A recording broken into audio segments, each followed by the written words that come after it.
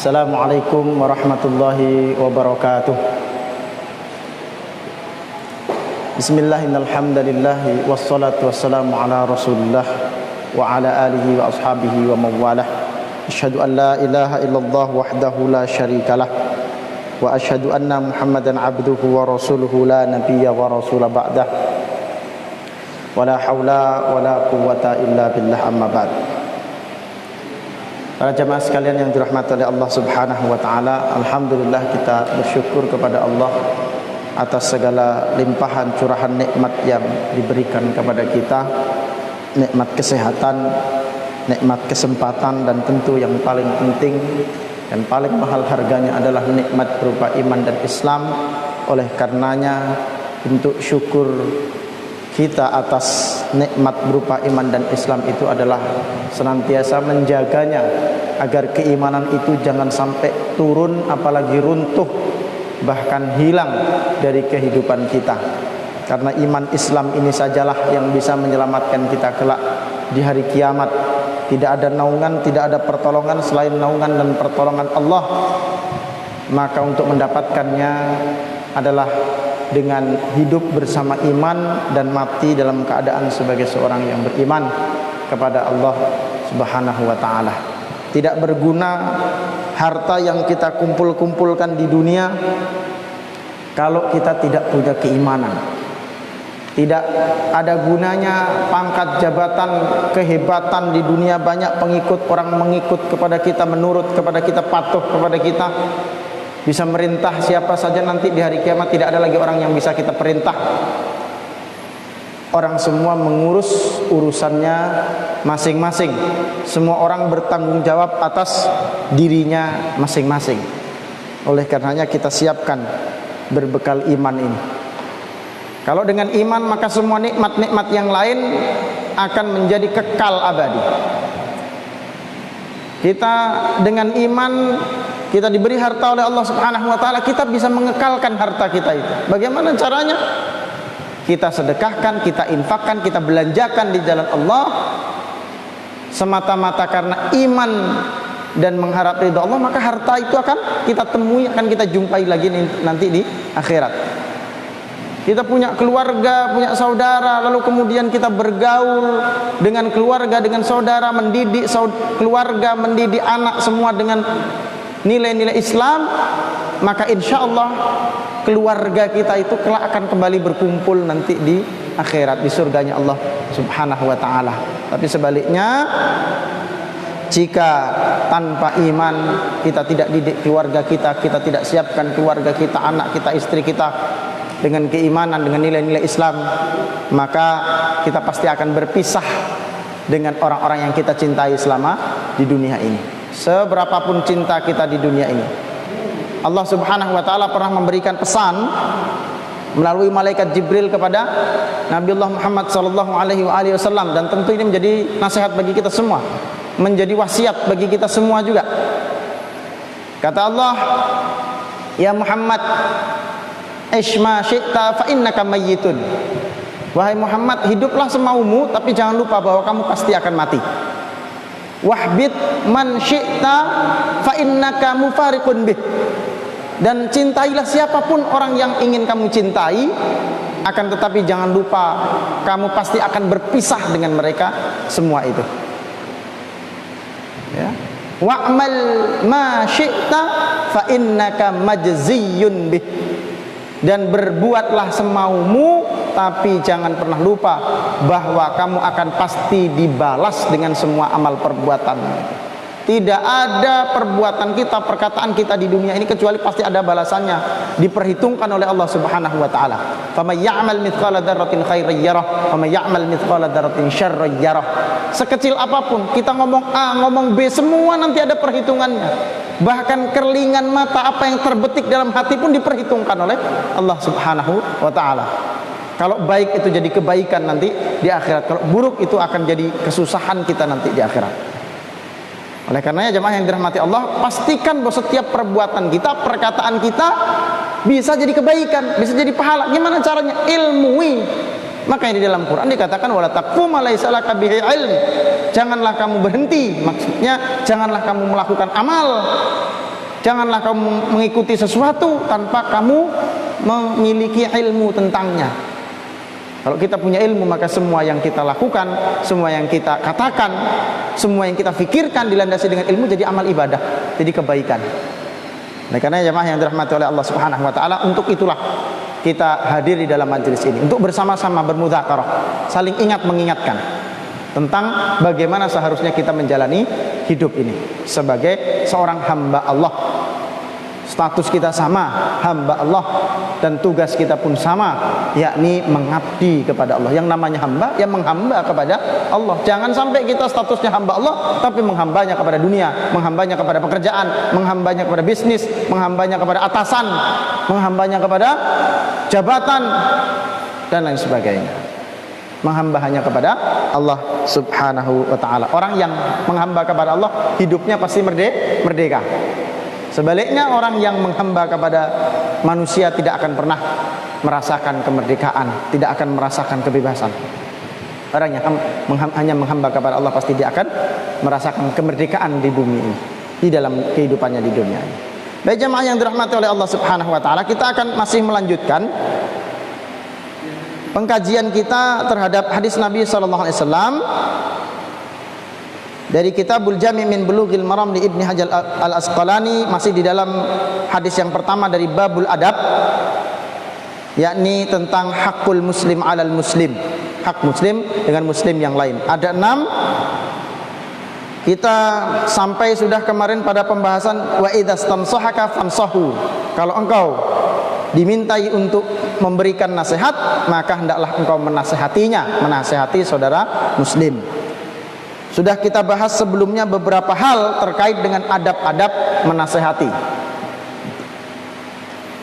Ini bagian akhir insyaallah tentang bagaimana adab-adab di dalam menasehati. Indahnya Islam itu. Orang minta nasihat ada adabnya, orang menasehati pun ada adabnya. Tidak mentang-mentang orang pintar, tidak mentang-mentang orang berilmu ngomong seenaknya. Tidak mentang-mentang orang punya ilmu terus semua omongannya, semua nasihatnya pasti harus didengar dan bisa berpahala. Belum tentu. Bisa jadi orang bicara malah justru mendatangkan, mungkin yang dibicarakan kebenaran, yang diajarkannya kebenaran, tapi bukan mendatangkan kebaikan bagi si pembicara ini, tapi justru mendatangkan kemurkaan Allah yang besar. Ingat kemarin kita baca ayatnya, di antara adab seorang yang memberikan nasihat adalah dia harus berusaha untuk mengamalkan apa yang dia nasihatkan. Kabura maqtan 'indallahi an taqulu ma la taf'alun. Besar kemurkaan Allah kepada orang yang cuma bisa ngomong tapi nggak mau amalkan apa yang diomongkan itu. Kalau orang Jawa bilang tuh jarkoni, Pak. Wani ngajar ndak ngelakoni. Nah, itu orang Jawa bilang jarkoni. Maaf kalau ada yang namanya jarkoni. Takutnya saya bilang jarkoni, ternyata ada pula yang di sini namanya jarkoni. Ya. Ilmu yang disampaikan, tapi belum tentu jadi kebaikan untuk dirinya, bahkan jadi kemurkaan. Maka penting untuk kita ketahui, fahami adab-adab di dalam memberikan nasihat, adab-adab di dalam menyampaikan ilmu. Selain itu apa? Kalau kita tidak paham adabnya, mungkin kita menghendaki kebaikan kepada orang yang kita nasihati. Ternyata apa yang kita nasihati nggak nyampe kepada orang itu. Pesan itu tidak sampai kepada hati orang itu. Mungkin sampai di telinga, tetapi tidak sampai ke dalam hati. Maksudnya apa? Tidak merubah keadaan, tidak memperbaiki keadaan orang yang diberi nasihat. Gagal.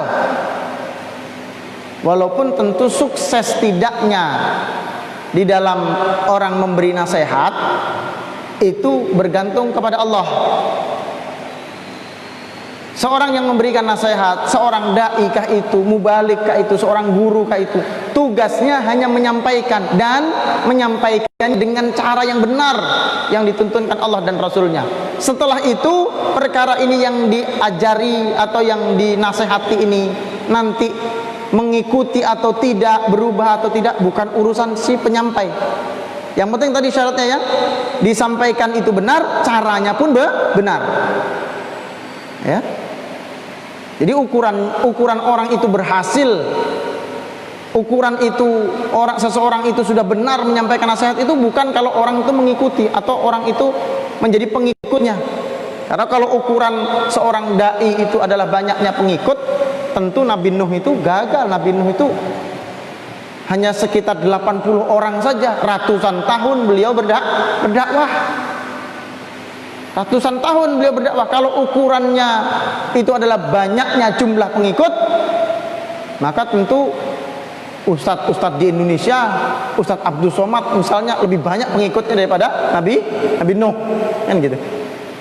Nah, tapi bukan itu ukurannya. Yang penting dia sudah menjalankan tugas.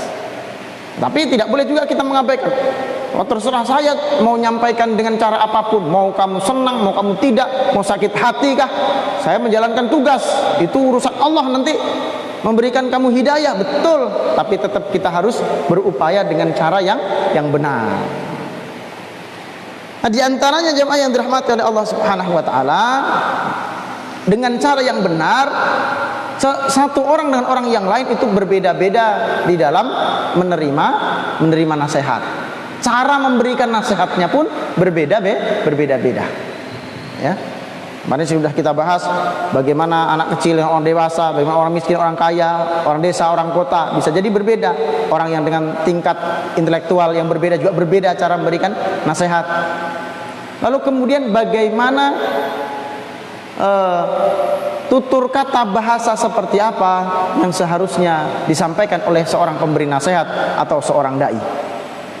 Maka harus kita perhatikan, ada kalanya seseorang itu berdakwah mesti dengan lemah lembut, dengan tutur kata yang lemah lembut, yang sejuk, menyejukkan.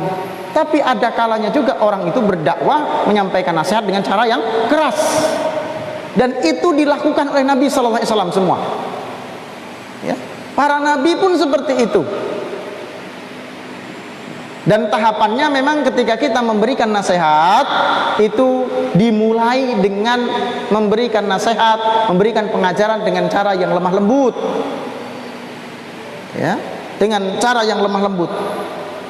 Bahkan ketika Nabi Musa dan Harun, Nabi Harun alaihi salam, Nabi Musa dan Nabi Harun itu diperintahkan untuk mendakwahi Fir'aun, itu diperintahkan oleh Allah untuk berkata dengan tutur kata yang lemah lembut dulu. Ya, izhaba ila fir'auna innahu tagha. Pergilah engkau berdua, datangilah kepada Fir'aun karena sesungguhnya Fir'aun itu sudah melampaui batas. Faqula lahu qawlan layyina. Berkatalah kepadanya, sampaikanlah kepadanya perkataan yang lemah lembut, la'allahu yatadzakkaru aw yakhsha. Supaya apa? Mudah-mudahan, diharapkan dengan perkataan yang lembut itu dia bisa ingat kepada Allah, tersentuh hatinya, atau dia takut kepada Allah dengan perkataan yang lembut itu. Maka dimulai dengan perkataan lembut, siapapun itu. Upayakan dengan perkataan yang lemah lembut. Ya.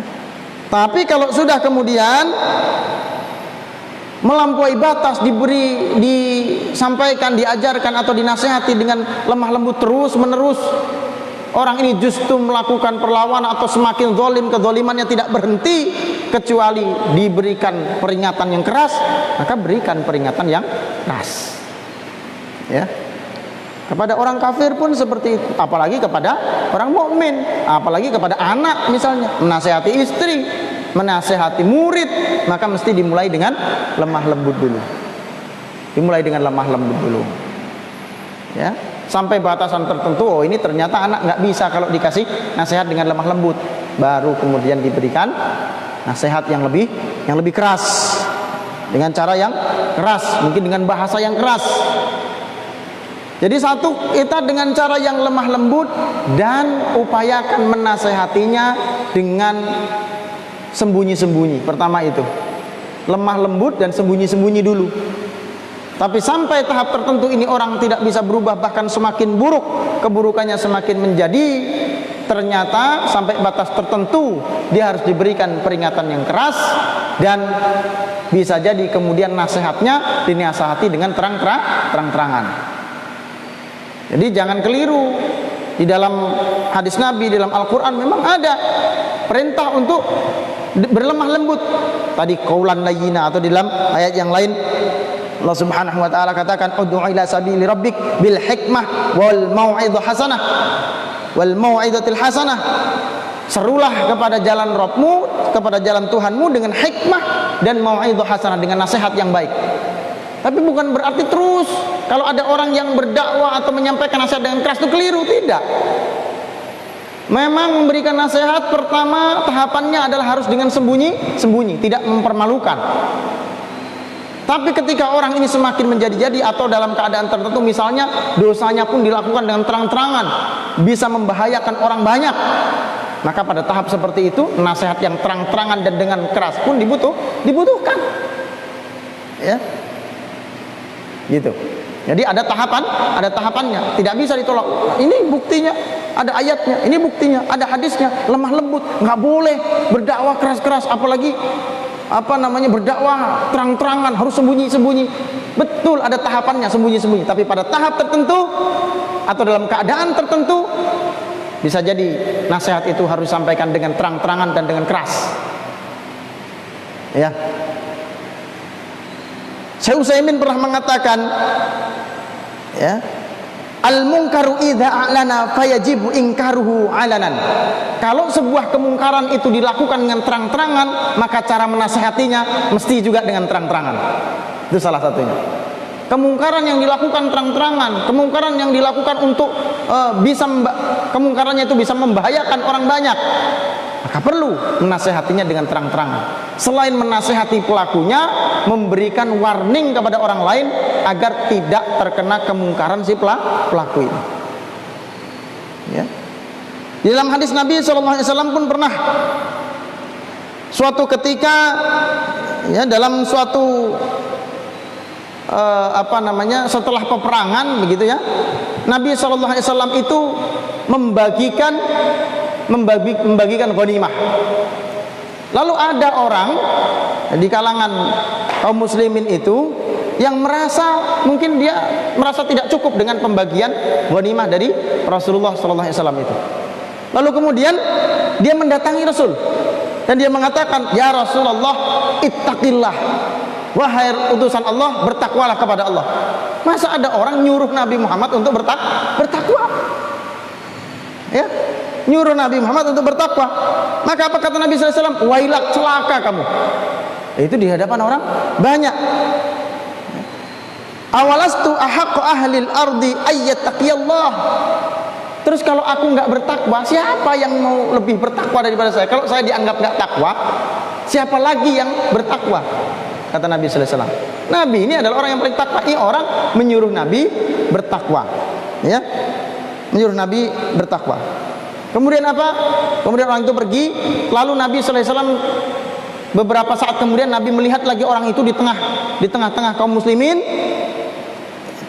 Ya. Kemudian Nabi SAW mengatakan di hadapan para sahabat, menunjuk ini orang, dan Nabi mengatakan, innahu yakhruju min dihi hadza qaumun yatluna kitaballahi radban la yujawizu hanajirahum yamruquna minad dini kama yamruqus sahmu minar ramiyah. Kata Nabi sallallahu alaihi wasallam, sesungguhnya akan keluar dari keturunannya orang ini keturunan yang menjadi sebuah kaum yang kaum itu suka baca Quran, tapi bacaan Qurannya tidak melampaui tenggorokannya, ya, tidak melewati tenggorokannya. Apa maksudnya? Baca Quran nggak sampai ke hati, nggak sampai difahami. Mungkin dia rajin baca Quran tapi nggak sampai ke hati. Kata Nabi sallallahu alaihi wasallam, sesungguhnya dia telah lepas dari agama ini seperti lepasnya anak panah dari busurnya. Nah, yang kemudian kalau di banyak hadis, inilah cikal bakal orang Khawarij. Disebutkan ciri-cirinya ini orang kepalanya plontos, kepalanya gundul, ya, sehingga ada, ini sempat kemarin ditanyakan ya Pak ya, tentang boleh tidak orang bercukur gundul, ya. Tidak ada larangan sesungguhnya, hanya saja kalau tujuannya adalah untuk menyerupai orang ini, maka itu tidak boleh. Ada ciri-ciri orang Khawarij, tapi tidak ada larangan khusus tentang orang mencukur gundul rambutnya. Bahkan ada satu riwayat ketika ada seorang anak kecil dicukur oleh orang tuanya itu separuh-separuh, ya, maka Nabi sallallahu alaihi wasallam melarang. Jangan seperti ini kok, dicukur separuh, sisanya disisakan separuh. Mungkin kalau orang Jawa itu kuncung, Biasanya orang Jawa itu ada Pak dikuncung, digundul samping kanan kirinya, baru depannya dikasih sisa. Ya. Kata Nabi SAW nggak boleh. Biarkan semuanya atau cukur semuanya. Gitu. Jangan ditipis sebagian lalu disisakan sebagian. Jadi kata Nabi, biarkan semua atau cukur semua. Kalau dikatakan cukur semua berarti digundul. Ya. Nah, ini orang ini kata Nabi SAW akan muncul dari ini keturunan yang buruk. Nah, dari sini kita bisa melihat bahwa Nabi melakukan atau memberikan nasihat secara terang-terangan dan nasihat dengan keras. Apa tidak keras ini nasihat, dibilang orangnya ada di situ lalu dikatakan dari orang ini nanti akan muncul kaum yang dia akan membaca Quran nggak sampai ke hatinya, hanya sampai di tenggorokannya, lalu kemudian akan lepas dari agama seperti lepasnya anak panah dari busurnya. Kan itu peringatan yang sangat keras, dan itu disampaikan dengan terang-terangan. Karena dia juga melakukan kemungkaran itu dengan terang-terangan. Dengan apa? Mengatakan Nabi bertakwa itu sama saja menuduh Nabi tidak bertakwa. Sama saja menuduh Nabi kurang bertakwa. Itu kemungkaran. Kemungkarannya dilakukan terang-terangan. Maka Nabi pun memberikan peringatan, satu untuk mengingatkan pelakunya, dua untuk mengingatkan orang lain jangan sampai jatuh pada kemungkaran yang dilakukan oleh orang ini. Nah, itu ya. Jadi sangat mungkin saja satu nasihat itu disampaikan perlu secara terang-terangan dan dengan nasihat yang keras. Syaratnya apa? Kalau ini orang kezalimannya sudah berbahaya, bukan hanya kezaliman untuk dirinya sendiri, dosanya bukan perbuatan dosa kepada dirinya sendiri, tapi dosa yang bisa merugikan orang lain. Dosa yang membahayakan orang banyak. Kemungkaran yang dilakukan juga secara terang-terangan. Nah, ini ya, supaya kemudian kita memahami. Itu cara di dalam memberikan nasihat. Kemudian adab di dalam memberikan nasihat berikutnya adalah memperhatikan waktu yang tepat di dalam memberikan nasihat. Waktu yang tepat di dalam memberikan nasihat. Tidak setiap waktu itu mesti harus memberikan nasihat. Tidak kadang-kala ada orang sedang berbuat maksiat lalu diberi nasihat langsung sadar, belum tentu. Bahkan kadang orang lagi buat salah, buat mungkar, begitu dinasehati, ini mungkar, ini nggak boleh, ini neraka. Malah yang ada dia marah, malah jengkel, tidak mendapatkan hidayah. Yang ada bisa jadi yang nasehatin ini yang berbahaya, bisa dikebukin sama orang ini. Orang lagi sabung ayam kita datang ke situ, ya. Ini kalau kita tidak punya kekuasaan, kalau kita datang bawa polisi boleh, bagus, gitu ya. Kita datang ke situ menasehati, belum tentu orang mau menerima nasihat kita, kan gitu ya. Nah, tapi kalau mampu dengan cara yang baik, ya tentu bisa jadi ada juga yang bisa menerima nasihatnya. Kemudian waktu yang tepat di dalam memberikan nasihat adalah dengan dosis yang tepat. Sama seperti kita minum obat, perlu dosis juga kasih nasihat itu. Ada satu riwayat, ada seorang tabi'in. Ada seorang tabi'in ini orang yang berjumpa dengan sahabat, berguru pada para sahabat Nabi sallallahu alaihi wasallam. Beliau menuturkan bahwa kata beliau, kana Abdullah yudzakkirun nasa fi kulli khamisin. Adalah Abdullah bin Abbas, Abdullah ibn Mas'ud, itu gurunya beliau, itu selalu memberikan tausiah, memberikan pengajian itu setiap hari Kamis. Artinya sepekan sekali, kayak kita sekarang nih persis ya, hari Kamis pengajiannya Abdullah bin Mas'ud. Faqala lahu rajulun, kemudian ada seorang laki-laki berkata kepada Abdullah bin Mas'ud, ya Aba Abdurrahman, lawadittu annaka dzakkartana kulla yaumin. Kenapa engkau tidak memberikan nasihat kepada kami atau ngajari kami ini setiap hari saja? Kok seminggu sekali? Kenapa kok pengajiannya cuma hari Kamis? Kenapa nggak tiap hari aja? Ini lagi semangat ini, lagi semangatnya mungkin orang ini. Maka Abdullah bin Mas'ud menjawab, ama innahu yamna'uni min dzalika anni akrahu an umillakum wa inni atakhawwalukum bil mau'izati kama kana an-nabiy sallallahu alaihi wasallam yatakhawwaluna biha makhafatas sa'mati alaina. Kata Abdullah bin Mas'ud, sesungguhnya aku enggan melakukan itu, maksudnya aku tidak memberikan pengajian itu setiap hari, hanya seminggu sekali. Karena apa? Karena takut kalian itu bosan, kata Abdullah bin Mas'ud. Ya, maka perlu diatur jadwal nasihat itu, memberikan nasihat itu tidak boleh terlalu sering. Kata Abdullah bin Mas'ud, seperti itu juga dulu Rasulullah memberikan nasihat kepada kami, enggak tiap hari. Ada Nabi itu enggak tiap hari, Nabi itu memberikan nasihat. Ya. Maka kita pun seperti itu di dalam memberikan nasihat, tidak setiap hari kita jejali orang ini dengan nasihat. Biar baik, kalau terus-menerusan bisa juga overdosis. Ya. Mentang-mentang ustadz, anaknya dari pagi sampai malam tiap habis sholat dikasih nasihat 5 kali sehari, anaknya dikasih tausiah, dikasih nasihat, istrinya dikasih tausiah, dikasih nasihat, pasti overdosis, mabuk juga dia sama nasihat itu. Ya, nah, tidak boleh juga terlalu sering. Maka bagus kita pengajian di sini sepekan 2 kali, sepekan 3 kali, sudah cukup. Ya, tidak terlalu sering. Mungkin ada kalanya orang itu bersemangat, terlalu bersemangat, oh lagi semangat-semangatnya, lagi senang-senangnya. Biasa kalau orang lagi semangat pengajian itu biasanya pengen ngaji terus. Ya, tapi beberapa bulan kemudian udah mulai malas, itu biasa, sering seperti itu. Ya. Nah, maka jangan terlalu sering.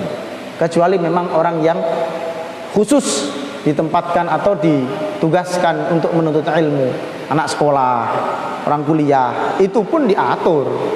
Tidak setiap hari belajar pelajaran yang sama, tidak setiap hari pelajaran yang sifatnya nasihat, ya. Ada keterampilan dan lain sebagainya.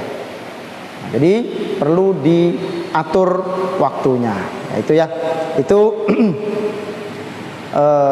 bagaimana cara memberikan nasihat, adab-adab di dalam memberikan nasihat agar kemudian nasihat itu bisa menjadi kebaikan baik bagi dia yang menerima maupun bagi yang menyampaikan, menjadi kebaikan. Ada adabnya memberikan nasihat itu. Baik, kita lanjutkan hadis itu berikutnya. Tadi yang ketiga, maka kemudian kita lanjutkan dengan yang keempat, wa idza atasa fahamidallaha fashammithu. Dan apabila saudaramu itu bersin kemudian dia berhamdalah, mengucapkan hamdalah, mengucapkan alhamdulillah, fashammithu, maka hendaklah engkau menjawabnya, membalas hamdalahnya itu, menyahutnya, begitu ya. Nah, ini adab yang indah dari agama kita. Bersin saja ada pelajarannya, bersin saja ada sunnahnya. Orang bersin dapat pahala kalau kita tahu ilmunya. Ya. Dan ini salah satu adab yang banyak ditinggalkan oleh kaum muslimin. Adab yang ringan tapi entah mungkin memang banyak yang tidak tahu. Bisa jadi juga ada orang sudah tahu tapi malas mengamalkan, meninggalkan sunnah, meremehkan sunnah. Maka hati-hati. Man raghiba an sunnati falaysa minni, kata Nabi. Barang siapa yang enggan, barang siapa yang enggak suka sama sunnahku, barang siapa yang meremehkan sunnahku, maka bukan termasuk golonganku. Maka sunnah sekecil apapun kita hidupkan untuk mendapatkan keutamaan, untuk mendapatkan kebaikan. Nah, ini adab bersin. Di dalam hadis yang lain, hadisnya diriwayatkan Imam Bukhari juga, di dalam Kitabul Jami ini juga dicantumkan oleh Ibnu Hajar Al-Asqalani, hadis yang ke-10 di dalam Kitabul Jami. Ya. Dari Abu Hurairah radhiyallahu anhu, anin Nabi sallallahu alaihi wasallam qaal, bahwa Nabi sallallahu alaihi wasallam bersabda, "Idza atasa ahadukum falyaqul alhamdulillah wal yakul lahu akhuhu yarhamukallah, fa idza qala lahu yarhamukallah falyakul yahdikumullah wa yuslihu balakum." Kata Nabi sallallahu alaihi wasallam, jika salah seorang kalian itu bersin, maka hendaklah ia mengucapkan alhamdulillah. Ya. Kalau bersin ucapkan alhamdulillah. Di dalam riwayat-riwayat yang lain boleh mengucapkan alhamdulillahirabbil alamin, lebih lengkap juga boleh.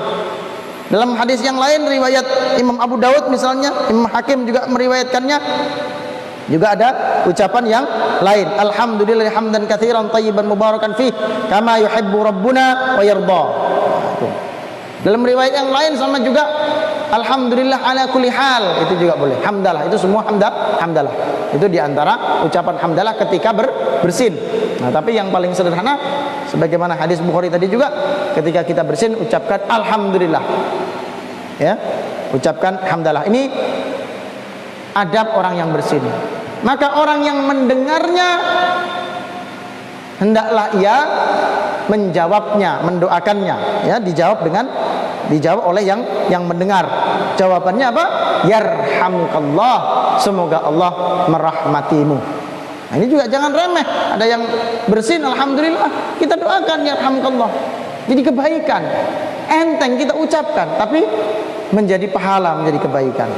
Lalu kalau orang mendoakan yarhamukallah, maka hendaklah kita juga menjawab kembali yang bersin tadi, kemudian membalas, mengembalikan doa tadi dengan doa yahdikumullah wa yuslihu balakum. Itu sunnah Nabi sallallahu alaihi wasallam. Jadi bersin ucap alhamdulillah, yang mendengarnya mengucap yarhamukallah. Kalau yang tidak dengar ya enggak perlu menjawabnya, ya. Atau orang ini, kalau orang bersin terus tidak mengucapkan hamdalah juga tidak harus juga kita marahi, ya. Alhamdulillah dong. Begitu dia alhamdulillah baru kita yarhamukallah misalnya begitu. Ya, kecuali kita ngajari misalnya anak kita kalau habis bersin baca apa nak, kan gitu ya. Perlu gitu kita ajarkan supaya kemudian terbiasa dengan sunnah-sunnah ini. Ketika dia bersin ucapkan hamdalah, ya. Kalau kemudian dia mengucapkan hamdalah, jawab dengan yarhamukallah. Nah, tapi ada hadis Nabi SAW yang memberikan batasan berapa kali seorang itu ketika dia bersin mengucapkan hamdalah, kita jawab dengan ucapan yarhamukallah. Kata Nabi SAW, idza atasa ahadukum falyusammithu jalisuh. Apabila seorang bersin lalu dia ucapkan alhamdulillah, maka hendaknya orang yang ada di sampingnya, orang yang duduk di sampingnya, maksudnya orang yang mendengarnya, hendaklah menjawabnya. Wa in zada ala thalathin fahuwa mazkumun wa la tushammit ba'da thalathi marrat. Akan tetapi kalau orang itu bersin lebih daripada 3 kali, maka kata Nabi enggak usah lagi dijawab dengan yarhamukallah. Kenapa? Karena orang itu sedang sakit. Orang bersin itu 3 kali itu bersin yang wajar. Tapi kalau sudah bersin berkali-kali, sudah bukan bersin lagi, namanya bersin-bersin. Ya. Kena flu dia. Ya. Nah, kalau sekarang patut dicurigai gitu ya.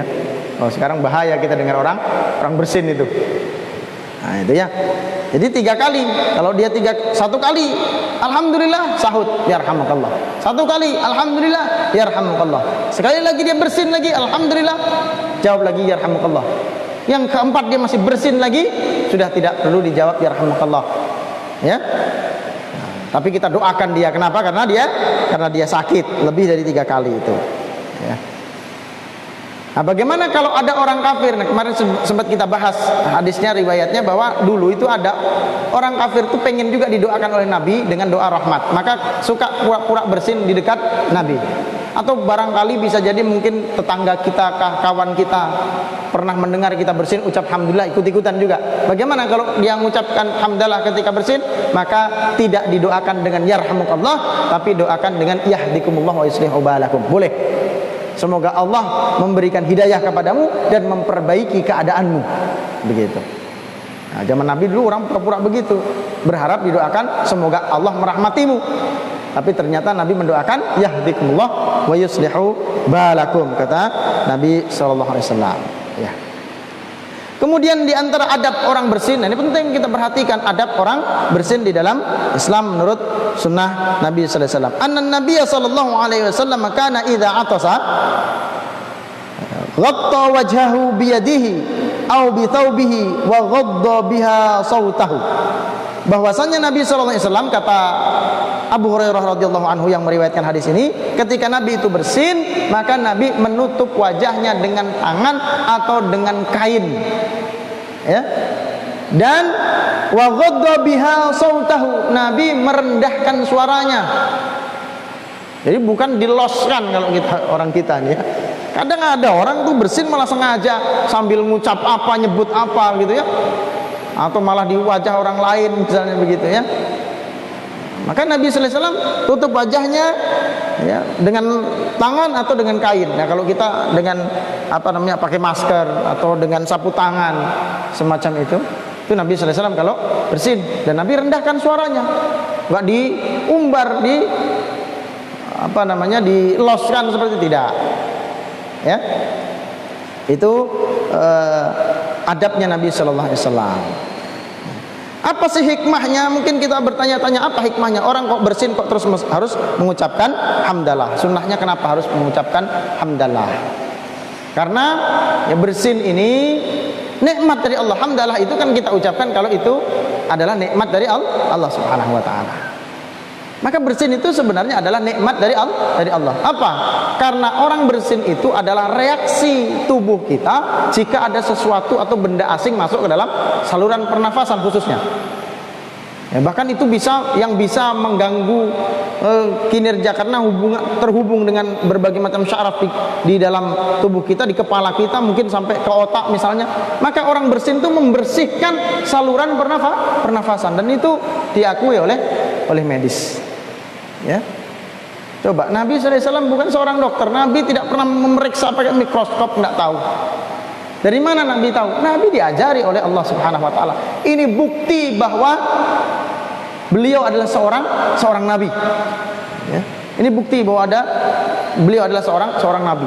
Baru kemarin saya dapat pertanyaan di WA, ada yang nanya rupanya. Dia ditanya sama kawannya, dia bingung jawabnya. Apa buktinya bahwa Nabi Muhammad itu benar seorang nabi? Salah satunya ajaran-ajaran semacam ini. Kenapa ajaran sesederhana ini? Kenapa orang bersin ucapkan hamdalah? Dari mana Nabi tahu? Nabi bukan seorang dokter, Nabi bukan seorang peneliti, tapi Nabi tahu. Pasti diberitahu oleh yang maha tahu, Allah Subhanahu wa taala. Ini bukti bahwa beliau adalah seorang nabi. Beliau adalah seorang rasul. Ini salah satu buktinya. Ya. Bersih ketika orang bersin, maka ucapkan hamdalah, maka bersyukur kita kalau kita masih bisa bersin, ya. Dan bahkan jangan ditahan. Nah, ini mentang-mentang karena takut, waduh, kalau saya bersin di tempat umum harus ditahan, bahaya, nanti orang jauh, nanti ditangkap sama astronot, itu disangkanya corona lagi gitu. Jangan ditahan, nggak baik. Bahkan ada orang yang sampai berpenyakit, sampai bermasalah, sampai nggak bisa bicara. Ada orang, saya pernah baca satu artikel, orang nggak bisa bicara gara-gara menahan bersin. Gara-gara menahan bersin, ada seperti itu. Maka jangan ditahan, bersin aja. Karena itu reaksi tubuh kita. Ketika ada kotoran, ada kuman, bakteri, debu masuk mungkin melalui saluran pernafasan kita, maka dia akan keluar. Nah, kalau dia permanen ada di dalam tubuh kita, apakah ada peradangan dan sebagainya, itulah yang menyebabkan kita terus-menerus bersin, yang gitu. Ya, nah, dia membersihkan, bersin itu membersihkan. Nah, maka kalau kita misalnya masuk air ke dalam hidung kita, bersin, kita keluar semuanya itu, kotoran-kotoran itu. Dan luar biasa, saya ada baca satu artikel, kecepatan, ya, orang bersin itu ternyata sangat kuat. Udara yang disemprotkan ketika kita bersin itu ternyata sangat kuat. Ada satu artikel yang saya baca, kecepatannya bisa mencapai 150 km per jam. Itu motor kita aja nggak sampai segitu lajunya. Iya kan?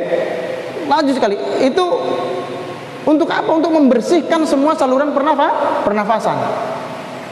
Nah, dan unik lagi, dan ini menjadi hal yang kemudian hikmah, mengapa bersin itu patut kita syukuri, kita ucapkan hamdalah. Saking cepatnya, ya, saking kuatnya dorongan ketika orang bersin, itu bisa menyebabkan bola mata itu keluar dari matanya. Dan alhamdulillah, kalau orang bersin itu pasti otomatis matanya nutup. Semua orang bersin, perhatikan aja orang bersin itu mesti otomatis merem dia. Kenapa?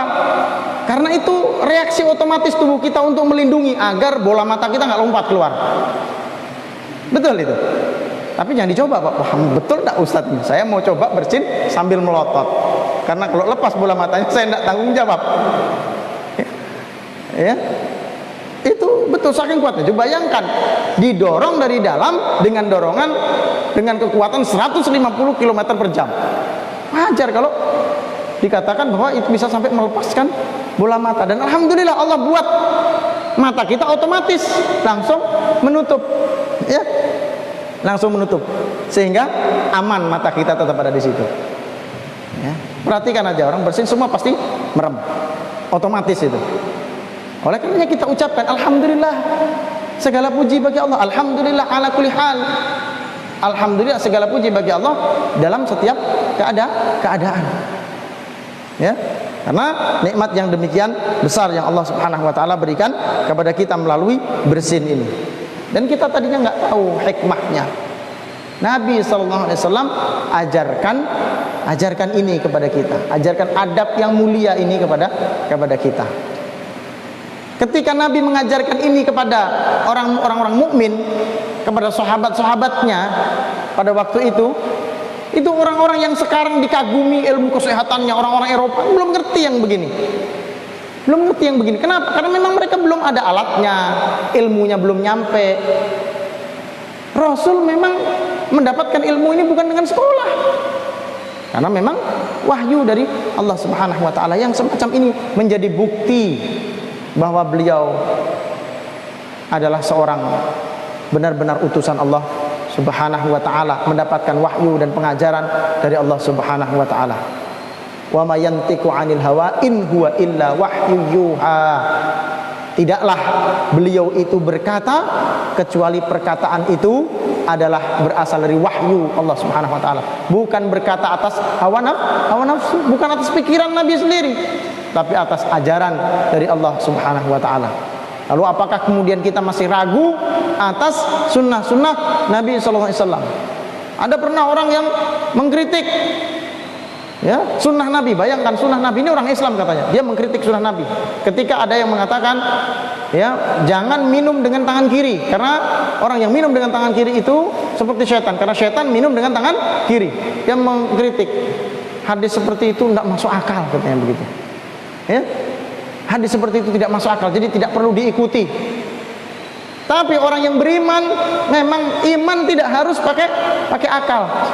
Buktinya sahabat Nabi itu iman nggak pakai akal, tidak diakal-akali dulu. Kenapa? Satu, dia mendapatkan bukti bahwa Nabi adalah seorang utusan Allah, maka semua yang dikatakan Nabi pasti kebenaran. Ya, contoh ini bersin, nggak ada sahabat yang nanya, kenapa ya Allah, kenapa ya Rasul, kalau kita bersin harus ucapkan alhamdulillah. Nggak kayak kita kan nanya apa yang sudah diajarkan, ditanya terus ujungnya apa, kenapa sih babi itu haram, kan pasti kita nanya gitu.